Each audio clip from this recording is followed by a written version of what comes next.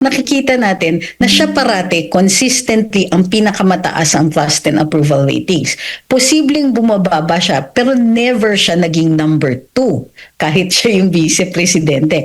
Maintained ang kanyang popularity. So, ibig sabihin, kahit kitang-kita ng karamihan ng mga, especially yung mga, mga nakatutok dito sa issues na ito, maliwanag. Ano yung motivation, ano yung purpose, kumbaga napaka-common knowledge na. Unfortunately, wala silang ibang strategiya, walang ibang recourse. Kumbaga, walang mapupuntahan o walang ibang magagawa ang mga kalaban niya para magkaroon ng kahit man ng katiting na fighting chance. So in order to do that, ito pa rin at ito pa rin ang bagsak nila. Kahit maliwanag sa mata ng mga tao yung ginagawa nila. After all, kung suntok sa buwan na rin lang, ibuhos na nila lahat para dito sa strategiya nila. Unfortunately, feeling ko baka hindi sila pa rin, hindi enough yung ginagawa nila. 33 million is a very, kumbaga, nakakatakot na number yon para ma-overcome. So kahit ngayon, naaapektuhan sila sa taas ng trust and approval ratings ng bise. What's up mga kababayan? Wala na po. Finish na ang laban, tinapos na po ni Atty. Trixie matapos pong ibasura lahat ng mga impeachment complaint na binabalak at tinatangka po ng administrasyon ni Bangag. Pero bago ang lahat mga kaibigan, this is Page Gen Z, ang boses ng Gen Z sa mga isyong pampolitika dito lamang sa ating bansa mga kaibigan. Bago po natin papatuloy ang video, don't forget to like our video and subscribe to our channel for more updates at may init na nagbabagang balita dito sa ating bansa. Ayan mga kaibigan, 33 million is a tough number to beat. Yan po ang sinabi ni Atty. Trixie matapos po ang paghain ng ikatlong impeachment complaint ni na De Limas at ang mga pare at madre na kasama niya po naghain ng file o nag-file ng kaso or ng impeachment complaint. Ayan, nakikita natin mga kaibigan, kapit-bisik po ang mga sisters at fathers na idinadamay po ang simbahang katoliko dito sa politika ng mga kaibigan. Yan, nagtungo ang religious leaders at ilang abogado sa Office of the Secretary General para po ihain ang ikatlong impeachment complaint laban po kay VP Sara Duterte. Kanina lamang po yan, umaga, Lunes mga kaibigan. So kita-kita natin mga kaibigan kung gaano po ka-doble o kahit-doble ang kayod ng mga oposisyon para po mapatalsik ito si VP Sara. Pero alam natin lahat mga kaibigan, ito po ay suntok sa buwan o imposibleng mangyari dahil nga po ang net o ang trust ratings ng taong bayan kay VP Sara never pong bumaba mga kaibigan. At makikita rin natin sa mga posts ng mga oposisyon, mas marami pa rin yung mga haha o yung mga taong hindi naniniwala dito sa mga PR ng mga kalaban.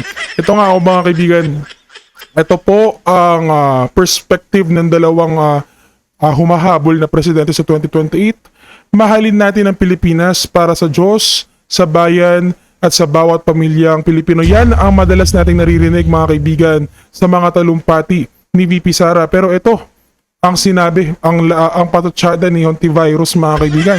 We need the president's camp in order to slay the VP's candidacy. Ika nga kailangan niya ang kampo ni Bangag para matalo itong si VP Sara. Ganyan po kadesperadong manalo ang oposisyon dahil natatakot po sila na once na mahalal po itong si VP Sara, himas-rehas na po ang mga taong nagbabato ng kung ano-anong paninira dito kay VP Sara at sa kanyang mga kampo at kaalyado. Ayan mga kaibigan, wala nang maraming intro. Reacta na po tayo dito sa video ni Atty. Trixie Angeles. Nakikita natin na siya parate, consistently, ang pinakamataas ang trust and approval ratings. Posibleng bumababa siya, pero never siya naging number 2. Kahit siya yung vice-presidente. Maintained ang kanyang popularity. So, ibig sabihin, kahit kitang-kita ng karamihan ng mga, especially yung mga, mga nakatutok dito sa issues na ito, maliwanag.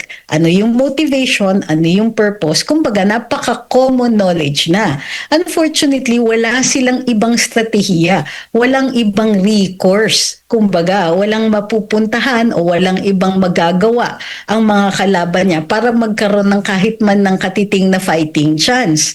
So in order to do that, ito pa rin at ito pa rin ang bagsak nila. Kahit maliwanag sa mata ng mga tao yung ginagawa nila. After all, Alos, kung suntok sa buwan na rin lang, ibuhos na nila lahat para dito sa strategiya nila. Unfortunately, feeling ko baka hindi sila pa rin hindi enough yung ginagawa nila. 33 million is a very, kumbaga, nakakatakot na number yon para ma-overcome. So kahit ngayon, naaapektuhan sila sa taas ng trust and approval ratings ng BICE. Laban po sa kanya, lalo na po ng ano ho ba ang inyong reaksyon tungkol po dito? Sabi ng Vice Presidente, baseless, ha? Walang ebidensya at pamumulitin ka lamang itong impeachment nga laban po sa kanya. Actually, matagal nang sinasabi ng ating Vice Presidente yan. Take 2 na nga po ito. Parang round 2 na ito. Hindi naman po kasi nagbago yung reklamo na inihain from last year at saka this year. So, napansin din po natin sa sariling pahayag ng mga nagreklamo o naghain ng reklamo na ito, nakikita natin o naririnig natin na ang explanation nila ay dahil daw hindi masyadong nakapag-explain si VP Inday sa kanilang mga paratang last year.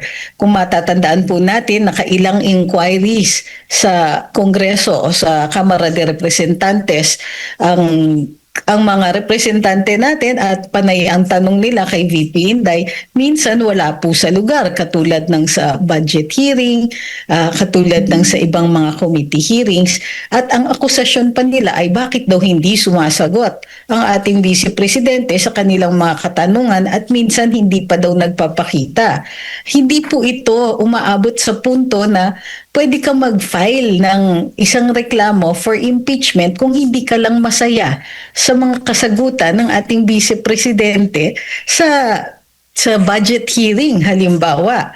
So parang masyadong either hindi handa yung mga naghain ng reklamo na sumagot sa katanungan kung bakit sila naghahain ng ganito laban sa Vice Presidente, isang Vice President na napakalaki ng mandato, na kailang boto siya, 33 million votes noong 2022 elections. Pero kung siya ay tratuhin, ay minsan akala mo ay hindi, di ba? Parang wala siyang mandato, parang inuutos-utusan lang ng mga nagtatanong sa kanya sa Kongreso. Bunga ito ng, alam natin na pinagplanuhan siya at yung mga inquiries, kunwari in aid of legislation last year, ay sariwa pa sa isip natin. At alam natin na ito ang talagang pinagpaplanuhan nila na maghain ng isang impeachment complaint with the end in view na matanggal siya. Unfortunately, dahil nga magaling siguro sumagot ang ating bise at saka kukonti lang talaga ang kanilang maihuhugot na facts, ganito kahina yung kaso na naihain nila. And so, we've come full circle. Eto na naman po tayo, same complaint, same faces, walang pinagbago. And hanggang ngayon, hindi pa rin nakakapagbigay ng mas mabigat na dahilan sa pagfa-file ng ganitong kaso. Opo.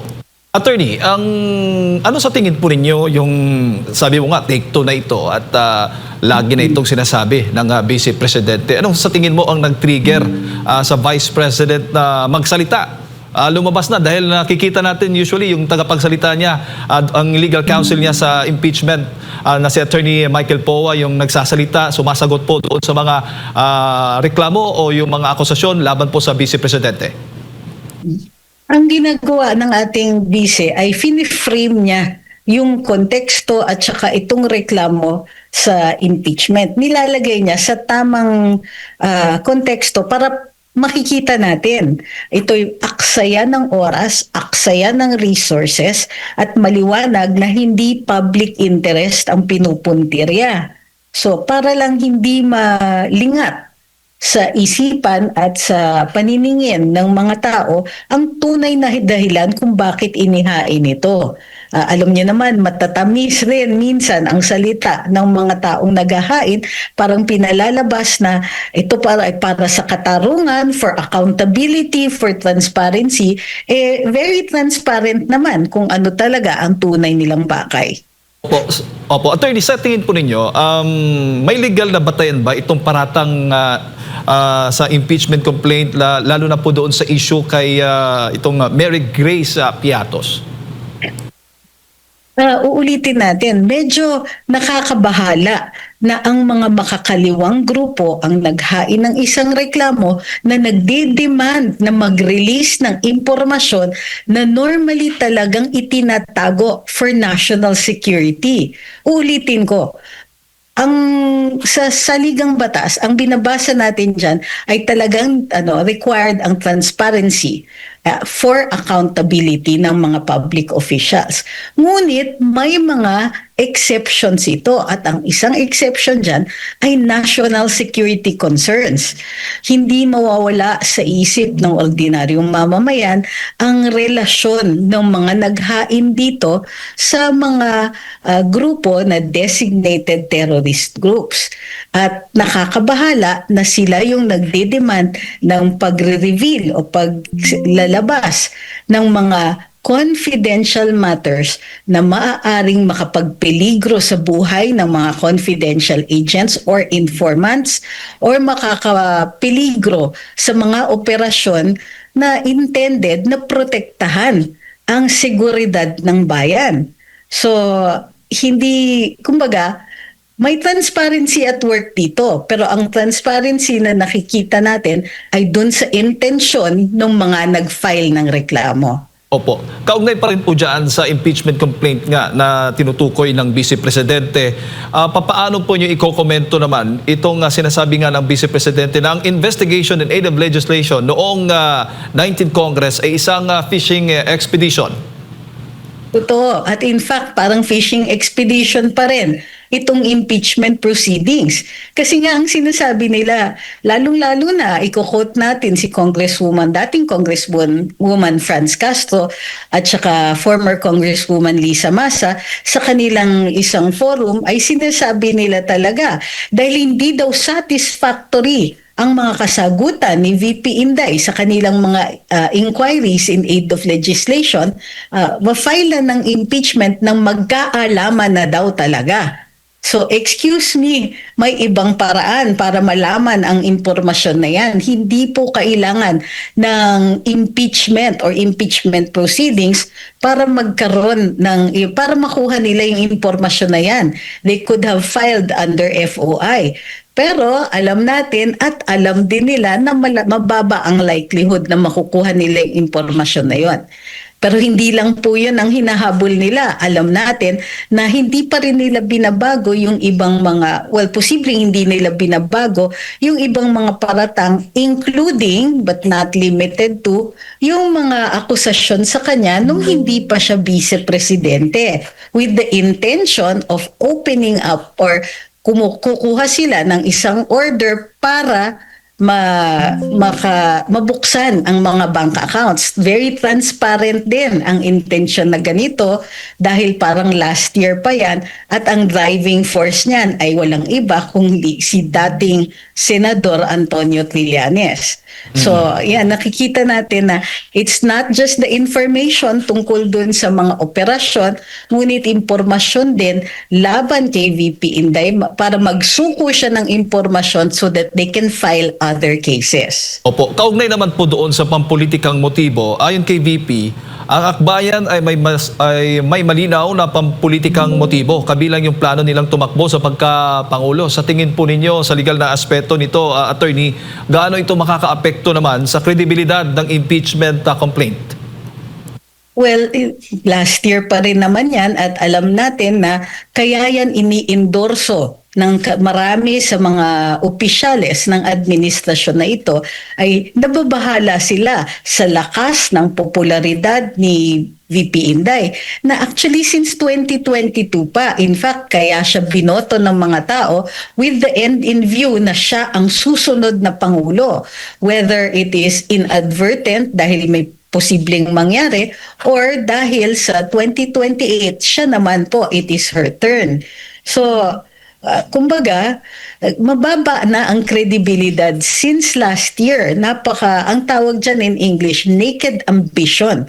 Kasi lahat ginagawa nila at in fact hindi nga sila sumunod sa mga patakaran sa ating saligang batas tulad ng due process sa kanilang kagustuhan at gigil na matanggal from the running itong ang ating Vice Presidente for 2028. At maaari ba itong matawag o maituring, attorney, na isang harassment o pang-abuso tulad nga ng sabi ng Vice Presidente sa proseso, yung pagsasampa po ng impeachment complaint kung may political bias na itong mga nag-endorso nito? Well, ang tawag dyan ay abuse of right. Just because they can doesn't mean they should. So halimbawa, alam natin na karapatan o mandato ng lehislatura ang magpasimuno at saka mag-file ng impeachment complaint. Ngunit kailangan mayroong pundasyon ito, may violation ng batas o mayroong act na napakasama kahit hindi man lang siya umangat to the level of a crime, pero dapat napakasama ng ginawa ng nasasakdal para humarap siya sa isang impeachment at para matanggal sa pwesto ang isang taong may hawak na napakalaking mandato. Gayunpaman, ginagawa pa rin nila kahit marami o tingin ko mayorya ng mga nanonood at sumusubaybay dito ay hindi naniniwalang may tunay ngang nagawa ang ating Vice Presidente to merit such an action. Opo, ganito ho ba talaga ang nature ng impeachment, attorney? Talagang may halong ginagawang sandata yung politika? Hindi dapat. Ngunit hindi maiiwasan kasi hindi nakalagay sa saligang batas na essential yung elemento ng motibo ng mga nagfa-file. Ang dapat nire-require or malinaw naman sa saligang batas pag tinignan ninyo ano ang grounds for impeachment. Makikita ninyo treason, graft and corruption, culpable violation of the Constitution, betrayal of public trust, high crimes. Dapat ganung level, ganung kabigat ang dapat ginawa ng isang tao para sila ay matanggal. Ito ay hindi ginawang madali ng saligang batas precisely for this purpose, para hindi basta-basta magamit para sa mga pansariling interes. Dapat ang pinoprotektahan dito ay interes ng bansa bago ka magtanggal ng isang tao na ginawaran ng mandato. So, well, parang nakikita natin na ang motibo nga naman nakakapag-unite din ng mga taong hindi matino o hindi maganda ang hangarin. Opo. Pero doon sa timing ng paghahain ng impeachment complaint laban kay Vice Presidente, attorney, sabi ng Supreme Court dapat, di ba, February 6. Yan dapat yung panahon na po pwedeng maghain na. Pero bago ang February 6 ay nakapaghain na itong mga grupong ito laban sa Vice Presidente. Sa tingin po ninyo, kayo pabor din doon sa mga sinasabi ng ilan na magkakaroon ng problema sila pagdating ng panahon pag may magrereklamo sa timing naman ng 1-year bar rule dito nga sa kaso ng Vice Presidente? Well, may basis naman po kasi yung kanilang paghain ng maaga at ang tingin ko medyo nag-aalala sila na baka may maghain ng isang mahinang reklamo katulad ng nangyari dun sa presidente at mai-inoculate, mababakunahan, kumbaga, ang vice presidente ng 1-year bar rule. So, nagmadali sila. Ito ay dahil dun sa desisyon ng Korte Suprema sa motion for reconsideration ay sinabi nila na nag-umpisa ang 1-year bar ng January 14 or 15. Kung kaya't nag-file sila ng February 2. Ang tingin ko, binabalanse nila at sa tansya nila, ano yung worst na mangyayari? Posibleng i-reject either ng plenaryo o ng Committee on Justice yung premature na paghain, i-uphold yung original decision ng Korte Suprema, posibleng sabihin nila premature, i-refile nyo na lang uli. Or pwede ring sabihin, premature, hindi sang-ayon sa rules, mag-uumpisa ang 1-year bar rule. So those are the two things na posibleng mangyari. Either way,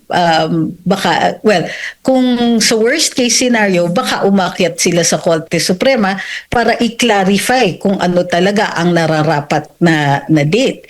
Pero ang tingin ko dyan is, ang tingin ng mga naghain ay minimal yung risk sa pag-file ng February 2. Mataas ang risk kung nag-intay sila ng February 6. Opo, bago ko lang ipasa kay partner Admar, attorney, may bias ho ba sa tingin po ninyo yung pagtrato ng HOR dito nga sa impeachment complaint laban kay VP Sara Duterte at doon kay Pangulong Bongbong Marcos Jr.?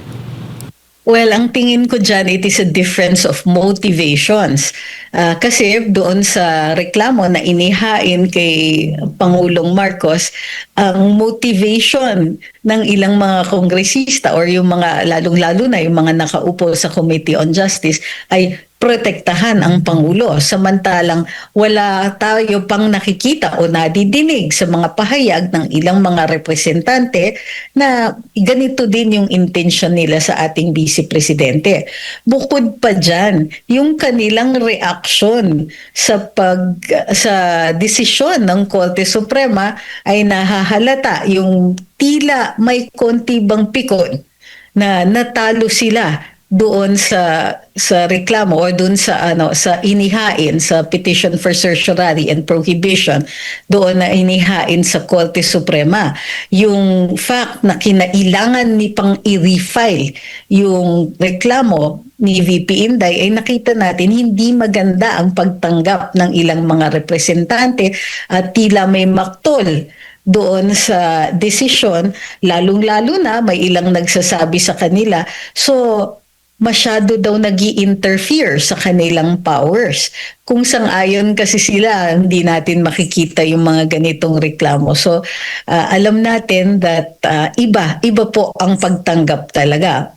Could we call it bias? Hindi ako sure kasi political ito eh. This is a political process at alam natin na ang politics natin ay may killing talaga depending on the person that you're talking to. So primarily, may motivation talaga towards their own parties and their own interests ang ating mga politicians. So hindi yan nakakagulat, nor is it illegal.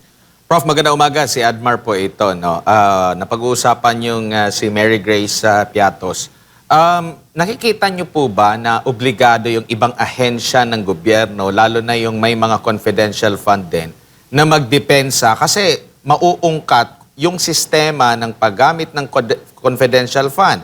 Nandyan yung Office of the President, yung DILG, DND, sa panig naman ng militar and pambansang pulisya, intelligence funds naman yung tawag nila. Nakikita niyo po ba na dapat magsalita or madadamay din sila kung hindi rin sila magsasalita, maaring magiging kasangkapan ito, lalo na ang mga nanguna dito sa pagpapa-impeach nga ay mga makakaliwang grupo, magiging kasangkapan nila para mapuna yung intelligence or confidential fund ng gobyerno. Yun nga po yung danger. Bukas na bukas. Kung itong impeachment ay magbunga ng maganda para dun sa mga naghain nito, posibleng maka-establish ng president kahit man lang impeachment proceedings, na makakuha sila ng impormasyon na normally protektado ng Estado because it also is supposed to protect the state.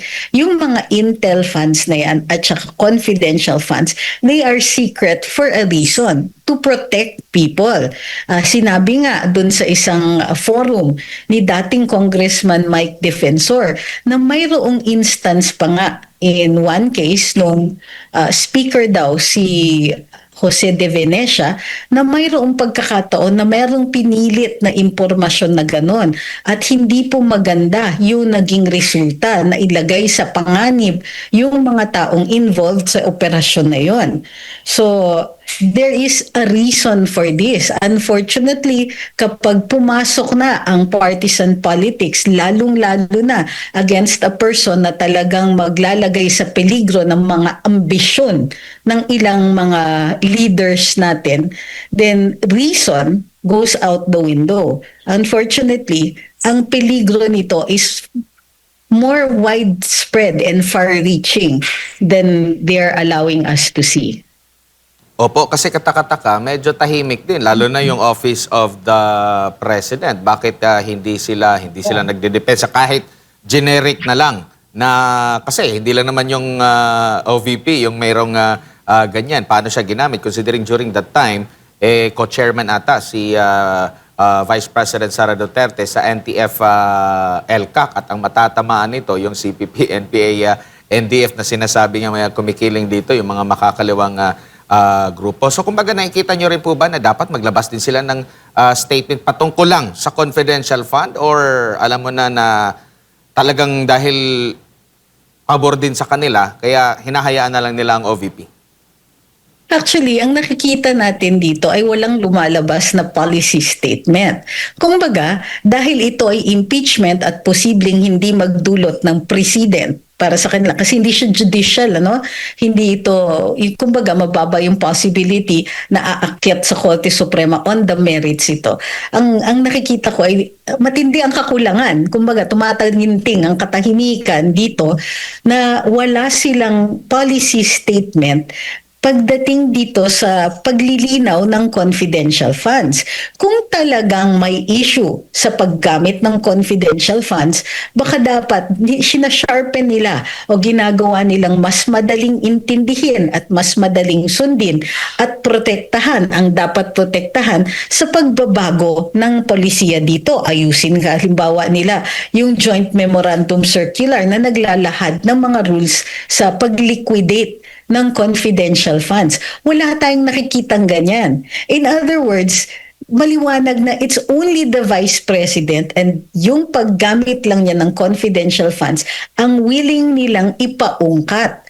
Hindi sila nagsasalita tungkol sa ibang mga confidential funds dahil nga, ayaw din nilang maungkat yung kanila. Nilalaglag lang nila ang Vice Presidente. So, kawawa talaga si VP Inday dito. Opo. Ma'am, dito po sa naging pahayag ni Senator Risa Ontiveros na kinote doon sa video, maaari ba natin talagang makonclude na dito po sa hakbang nila for impeachment, lalo na doon sa recent interview, nakapanayam din si Senator Risa na sabi niya na kumpiyansa siya, basta magkakaisa lang, kayang matalo ng sinasabi nilang opinion sa pagka-presidente sa 2028 election si VP Sara? Alam niyo naman na you can fake it till you make it ay isang form, isang strategiya o taktika para sa eleksyon. Kailangan talaga ang mga nag-aambisyon maging kandidato ay i-portray nila na malakas sila. But in this case, medyo may slight fail kasi mayroong kondisyon kailangan magkaisa para manalo. Acknowledgement ito ng lakas ni VP Inday, ng taas ng kanyang popularity ratings at trust approvals. So kailangan nilang mag-resort sa ganitong mga strategiya at ganitong klaseng communication style. Kumbaga na magpo-project ka ng strength pero hindi niya kayang i-project ng lubos kasi nga inaamin nila na by themselves o yung itong mga hiwa-hiwalay na maliliit na grupo ay masyadong mahina kung lalabanan nila ang Vice Presidente. So it will require na mag-vote in pa sila para lang magkaroon ng credible na challenge yung kanilang panig. So ako, I don't see that happening anytime soon. Opo, at sa mga ganitong klase po ng pamamaraan po, attorney, epektibo pa ba ito? Kasi naalala natin, during 2016, napuruhan doon siguro si Vice President Jojo Binay, pero dumaan din ng mga pag-uusig at grabing kritisismo, lalo na si former President Rodrigo Duterte, pero bumaba siya ng may mataas ang grado po, no? At siguro maghahalos 3 taon kasi sinasabi ni VP Sara 2023 nagumpisa nga itong mga pag-atake laban sa kanya. Pero nananatiling siya ang may mataas po na grado sa lahat ng matataas na opisyal. Sa tingin niyo po, sa panahon ngayon, sa mata po ng publiko, epektibo pa ba ito? Itong ganitong klase po ng pamamaraan na yung inaakusahan para bumaho yung kanyang pangalan, babango yung nag-aakusa sa kanya at feeling niya na backup siya ng taong bayan at kumbaga may mandato ang taong bayan sa kanya na ilahad kuno ang mga paninira or mga aligasyon laban dito sa pangalawang Pangulo? Well, ang tingin ko hindi na siya effective, ano? Kasi otherwise, maaapektuhan talaga ang trust and approval ratings. And in the past year, kahit bumaba siya, no, from 2022 until the present, nakikita natin na siya parati consistently ang pinakamataas ang trust and approval ratings. Posibleng bumababa siya, pero never siya naging number 2 kahit siya yung vice-presidente. Maintained ang kanyang popularity. So, ibig sabihin, kahit kitang-kita ng karamihan ng mga, especially yung mga, mga nakatutok dito sa issues na ito, maliwanag. Ano yung motivation, ano yung purpose, kumbaga napaka-common knowledge na. Unfortunately, wala silang ibang strategiya, walang ibang recourse. Kumbaga, walang mapupuntahan o walang ibang magagawa ang mga kalaban niya para magkaroon ng kahit man ng katiting na fighting chance. So in order to do that, ito pa rin at ito pa rin ang bagsak nila. Kahit maliwanag sa mata ng mga tao yung ginagawa nila. After all, kung suntok sa buwan na rin lang, ibuhos na nila lahat para dito sa strategiya nila. Unfortunately, feeling ko baka hindi sila pa rin, hindi enough yung ginagawa nila. 33 million is a very, kumbaga, nakakatakot na number yon para ma-overcome. So kahit ngayon, naaapektuhan sila sa taas ng trust and approval ratings ng bise. Baka siguro dapat baliktarin nila, purihin na lang nila si VP Sara para mabaliktad yung grado. Kasi the more nilang binabanatan ang vice-presidente, simula 2023, hindi naman po, may pagbaba, pero nananatiling pinakamataas pa rin siya after nitong mga nakalipas po na taon na attorney. Hindi lang yun. Walang umaangat na leader na maaaring umabot dun sa punto na pwedeng mabigyan ng credible challenge si Vice Presidente. Ang nakikita natin, ang daming wannabes, ang daming nag-aambisyon, pero walang umaabot dun sa level ng trust and approval ratings niya. Hindi nga umaabot sa kalahati ng trust and approval ratings niya at the lowest level. Kasi sino ba ang pinakaangat ngayon, or at least pinakamaingay, ay nasa 3% lang ng trust and approval. So hindi, kumbaga, walang credible challenge. So yun yung unfortunate sa kanila. May resources sila, merong strategy na alam nilang nag-work na nung panahon ni Vice President Jojo Binay, pero hindi pa rin nakakausad o kumbaga hindi pa rin na sila nabibigyan ng pag-asa na mayroong chance itong mag-succeed. So kumbaga, ang magiging strategiya nito ng mga opposition ni VP Sara, kung hindi nila matalo sa rating, hindi nila mapababa yung rating, tanggalin na lang sa pwesto para wala silang kalaban sa 2028. Hindi umubra yung siraan Ilang taon na. Ang dami-daming polls. Nakikita natin na ang dami-daming talking heads laban kay VP Inday, maging trad media or social media. Walang humpay since 2023. Pero hanggang ngayon, siya pa rin ang leading in trust and approval at hanggang ngayon walang umaangat na leader na pwedeng magbigay ng challenge sa kanya. Wala pa rin talaga. Opo, dito naman po sa maaring partisipasyon ni Madriaga, malino na po ba yung sagot dito ni VP Sara and at the same time, yung nabanggit din ng mismong taga-DILG na wala namang naganap na pagbisita or ang binagbabasehan lang is yung naging testimonya. Kung ganito po yung magiging basihan, bakit naman hindi rin sineryoso yung testimonya ni Gutesa, yung testimonya ang mga pahayag ni Congressman Zaldico at iba pang mga nagpapahayag yung mga sinasabi ni Congressman Kiko Barzaga, ni Congressman Leandro Leviste, paglaban sa gobyerno parang medyo matamlay sila, pero paglaban sa mga Duterte, medyo aktibo po sila, attorney. Bakit kaya?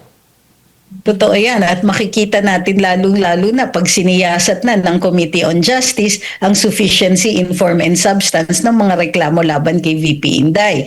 Kung ang reasoning nila dito sa sufficiency in substance kay Pangulong Marcos, siniyasat nila at pumasok sila sa merito o bigat ng ebidensya, so to speak, laban kay Pangulo, yung standards ngayon na inimpose nila doon sa pagsisiyasat nila ay i-expect na rin ng publiko pagdating dito kay Vice Presidente.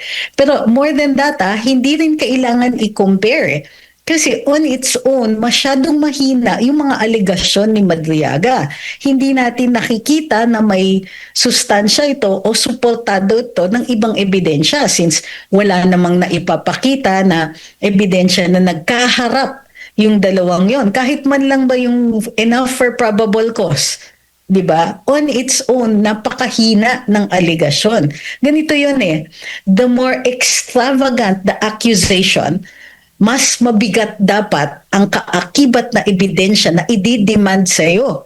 So dito ang sinasabi ay dumalaw pa daw si VP Inday, magkakilala sila ng matagal na, may mga inutos sa kanya kahit hindi nga naipapatunayan kung ganong katagal na sila at kung ganong kalalim ang pagkakakilala ni Madriaga dito kay Vice Presidente.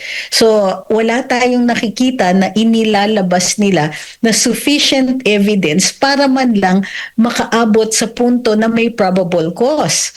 Wala nga sa punto ng reasonable evidence Wala nga sa punto na na maaaring i-stretch yung imagination mo para maisip na totoo ang sinasabi ni Mr. Madriaga. So, ang demands ng ebidensya dito mataas. So, kung yung ebidensya na similar dito kay Pangulong Marcos, pero tingin ko mas may bigat Kasi halimbawa, may akusasyon si Senadora Amy, mayroong mga public statements already made against the President dun sa ilang larangan sa mga reklamo sa kanya. Dito, there's one single statement, walang support, walang objective evidence tulad ng mga logs, walang eyewitnesses na nagkaharap yung dalawa at wala ring patunay na andun ang presidente at o ang vice president at all sa na nakausap ito ni Madriaga. So unfortunately nga dahil hindi nga pareho yung bigat, mas marireveal ngayon ang motibo ng Kamara de Representantes kung bibigyan nila ng bigat yung mga ganitong aligasyon na napakahina. Opo, may iba lang po ako ng topic ko po, attorney. Dito naman po tayo sa mataas na kapulungan ng Kongreso po. Ang Senado po ay napaugong last week, no, na magkakaroon daw ng pagbabago, which is hindi naman itinatanggi ng liderato ng Senate na yung pagtatangka, na agapan daw nila, yun yung kanilang termino.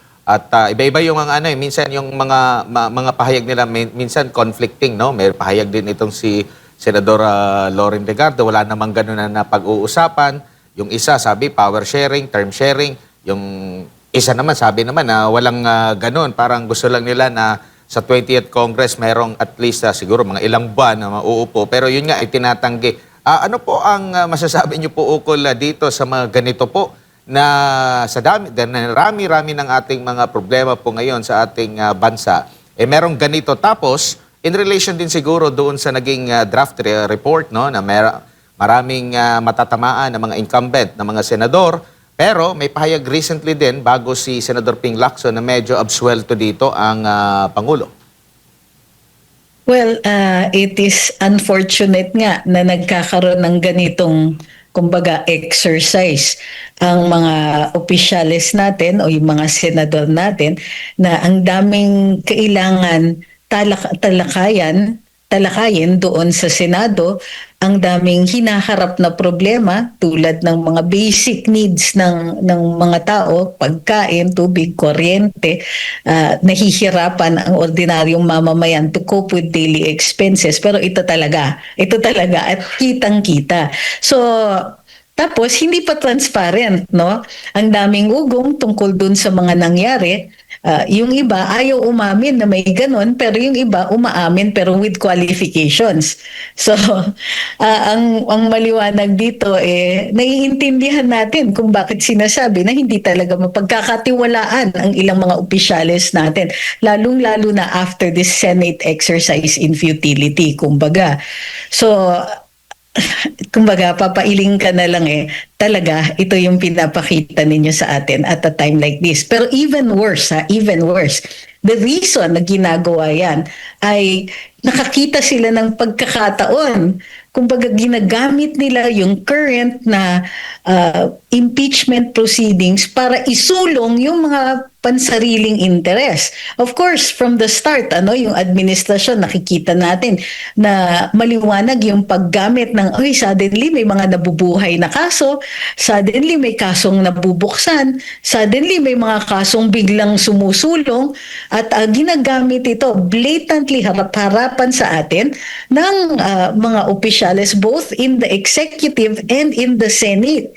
So, sa dami ng problema, pansariling interes ang inuna at pinagsasamantalahan yung pagkakataon para isulong ang sariling interes imbis na isulong yung mga kailangan nilang gawin para maprotektahan at maipagaan ang buhay ng ordinaryong mamamayan. It is very sad and very, infuriating, nakakagalit na talaga ito talaga ang pinag-uusapan natin how many years into the administration. Kaka-frustrate.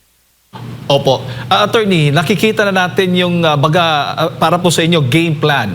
Unahin natin, kung sakali mang umusad yan doon sa Kamara, didirekta yan doon sa Senado, tapos mismo ang Senate President nagsabi na forthwith, kaagad-agad ay sisimulan ang impeachment complaint laban kay Vice President Sara Duterte. Ngayon, kung sakali mang maaresto itong ilan nga sa mga senador na nasa minority dahil nga doon sa flood control scandal, ang mismong DOJ na nga nagsabi, yung ombudsman nagsabi, naka-standby na yung kanilang arresting team. Mababawasan ngayon ang pro-Sara team dyan po sa Senado. Attorney, sa tingin po ninyo? Pero babagsak din ang kredibilidad ng administrasyon at mga senador na naked ambition talaga ang pinapakita nila.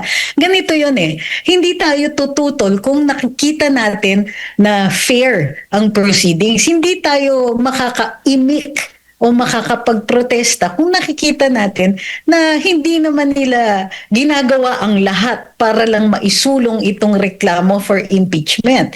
Pero pag pinapakita nila sa atin yung ganitong gigil nila at yung enthusiasm nila para lang maisulong yung kaso laban kay VP Inday, regardless of the lack of evidence, regardless of the lack of logic, kumbaga dun sa mga reklamo,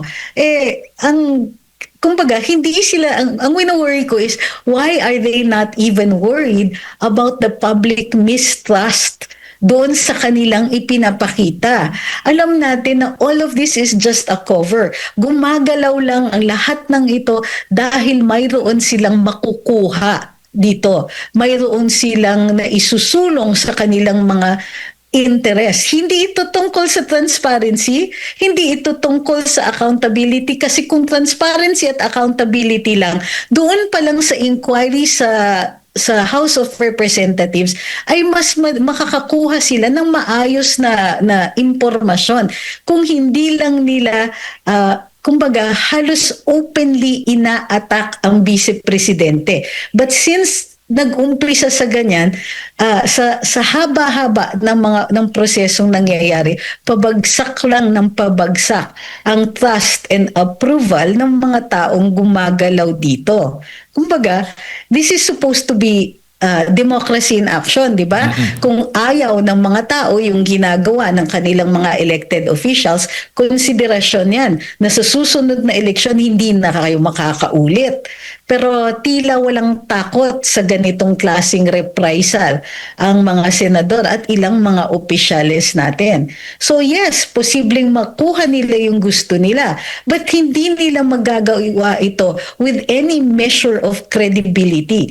Kung dahas at unfairness ang pinapakita nila, hindi kitang-kita yan ng mga taong nanonood. Hindi nila maitago at may repercussions yan sa 2028 elections no matter how this goes. Opo, at yan din ho ba ang sa tingin po ninyo ang naiisip, tinitimbang-timbang ngayon ng ilang mga senador na hindi po lumagda doon sa nag-leak na document ng draft report kaugnay nga po dito sa investigasyon ng Senate Blue Ribbon Committee doon sa flood control scandal?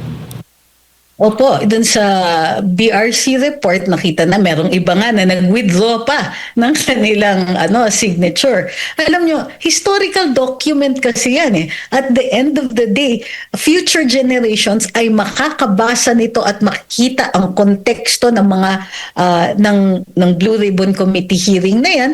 Makikita din later on, magagamit ito bilang konteksto dito sa impeachment attempt kay VP Inday. Kumbaga, this is objective evidence na nagpapatunay na mayroong ganitong napaka-irrational na report na lumalabas, napakakulang, na may killing, kitang-kita na na pati yung manner kung paano ginawa yung inquiry na ito, supposedly nga in aid of legislation, pero ang nakikita natin dito ay in aid of protecting certain people from accountability dito sa flood control scandal. Lahat yan, all of that will be taken into consideration, and yes, lahat yan itatala sa kasaysayan. Opo, at syempre, maapektuhan, tulad mo na sabi po ninyo, kung i-endorso o susuportahan ng mga senador o ng mga kongresista itong impeachment complaint kay Vice President Sara Duterte, ang nakikita po nyo, maapektuhan ang kanilang trust at approval rating, lalo na't ngayon nakikita natin malapit na ang 2028 elections. Sa inyong pong nakikita, pinaghahandaan na yan ngayon ng mga kongresista, ng mga politiko, attorney? Oo. In fact, consideration yan. No? I'm sure may ilang mga kongresista na alam natin, maliwanag na sila po ay nag-iisip. Kaya wala tayong naririnig na may supermajority na o may ilang mga partido na nagsasabing kami ang nasa forefront dito. Kami po ay solid ang boto namin for this and that reason. So nakikita natin na hindi na ganun ka-belligerent, hindi na ganong kaangas yung mga statements ng mga representante dito sa mababang kamara, medyo mas subdued sila. Mas mas excited pa yung Senado, nakikita natin. Pero yung House, unlike last year, mas subdued sila. So ang tingin ko, dahil as long as papalapit na sa 2028 elections, ito ay nasa likuran ng isip ng mga representante natin, actually ng lahat ng mga legislators natin. Ito pa yung mataas ang stakes. Kung sa katapusan ng lahat ng ito ay magtagumpay si VP Sara at maging presidente, maraming mga karir ang matatapos dahil sa mga pangyayaring ito. Opo. Kaya nga sinasabi, kung gusto nilang mag-survive pa politically, itong mga kongresista ay parang mahihirapan ata, batay nga sa mga pahayag din ng ilang mga minority congressman, ay mukhang mahihirapan na makalusot. Yan din ho ba yung nakikita ninyo, attorney, dyan sa House? Well, ang nakikita natin is on a national level, tapos na karir nila. Kumbaga, ambition sila beyond the local level. Iba kasi ang local politics eh. But it is also possible na maaapektuhan sila kahit paano. At of course, hindi natin papakalimot yan. Dahil napaka-public ng kanilang mga aksyon, dahil may objective evidence, may mga pinirmahan sila from the first impeachment complaint, at yung itong pangalawa, makikita natin din yung partisipasyon nila, hindi mapagkakaila yan. Kumbaga, hindi nila pwedeng sabihin later on na, ay, hindi ako yan, hindi ako pumirma. Walang ganyan. There is no chance to redeem yourself later on. Walang pagkakataon rin na ma-i-deny nila kung ano ang partisipasyon nila dito sa impeachment complaints na ito. So, pero ang nakikita nga natin because nga medyo subdued yung mood ng House as compared to last year. Hindi kasiguruhan, kumbaga, ang tagumpay nila. So either way may talo Posibleng maipanado nila, dumire-diretso ang impeachment, pero later on yung talo sa later on sa 2028, or posibleng sa umpisa pa lang kung isuko na nila itong attempt nila at itago yung kanilang ambisyon, then baka may fighting chance pa sila at a future career. Nakikita natin dito ang malaking may dilema talaga yung House sa ngayon. Opo, pero nakikita ho din ninyo na magkakaroon ng pagbabago ng direksyon kung sakali man na magkakaroon din ng palit liderato dyan sa Kamara, kasi nga may mga umuugong-ugong na mga balita nga meron daw na palit liderato possible na mangyari, attorney. Actually, ilang linggo na nga yan Actually, simula nung umupo si Speaker D, hindi na nawala yung mga ganyang usap-usapan na posibleng bumalik si House Speaker Martin Romualdez. Pero hindi rin po natin nakikita na malaki ang mayorya na naghihikayat ng pagbabalik ni Speaker Martin. So hindi natin nakikita or wala din tayong naririnig na malakas na ugong doon sa pagpapalit sa kanya. Hindi rin natin alam kung impeachment ang motibo ng ugong na ito or yung mga, matatawag natin dito, yung mga benepisyo na natatanggap ng mga representante sa 19th Congress as compared to the 20th Congress. Mas posible pa yung motibo na ganon. So, for the moment, hindi natin nakikita na magiging factor pa yan dito sa upcoming na impeachment ni VP. Pwede bang kung sakali man si Congressman Sandro Marcos ang maging speaker, attorney? Well, anything is possible, lalong-lalo na sa administration na ito. Nakikita natin, di ba? Halimbawa, isang napaka-popular na vice-presidente, ilalagay ninyo sa impeachment. Parang medyo may level na surreal yung mga ganito. So, yung possibility, well, of course, possible. Kaanak ng presidente yan, madali makakakuha yan ng boto. Pero ang tanong is, will he be experienced enough? Kaya na ba niyang i-handle yung ganyang klaseng responsibility and power with this limited experience? Wala namang question, matalino naman si Congressman Sandro Marcos. Pero iba talaga kapag experienced ka, bihasa ka doon sa larangan na ito. He's only a second term congressman. Pero kung siya po ay umabot sa punto na maging House Speaker, hindi natin alam if that will even be good for him. Kumbaga, iba yung level na yun Makikita talaga lahat ng maliliit na mali mo. At may repercussions kahit ang maliliit na pagkakamali. For somebody so inexperienced to be in that kind of position and to handle that kind of power, hindi yan magiging madali. So we're not sure if that will even work for him. Opo. Yes, naririnig natin yung ganyan, but it might not be good. Opo, huli na lang, attorney, kung dyan sa Senado papalitan, kung matutuloy yung pagiging Senate President ni Senator Loren Legarda, ay may pagbabago ho bang mangyayari yung mga plano ng impeachment against Vice President? Posible po yung mawala? Well, depende kung sino yung mag-uupo sa kanya. Di ba?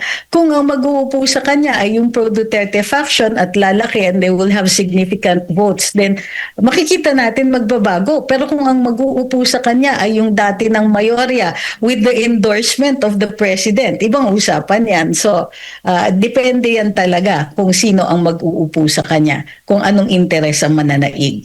Opo. Huling mensahe po niyo, attorney, para sa lahat po ng ating mga kababayan na nanonood po sa mga oras na ito.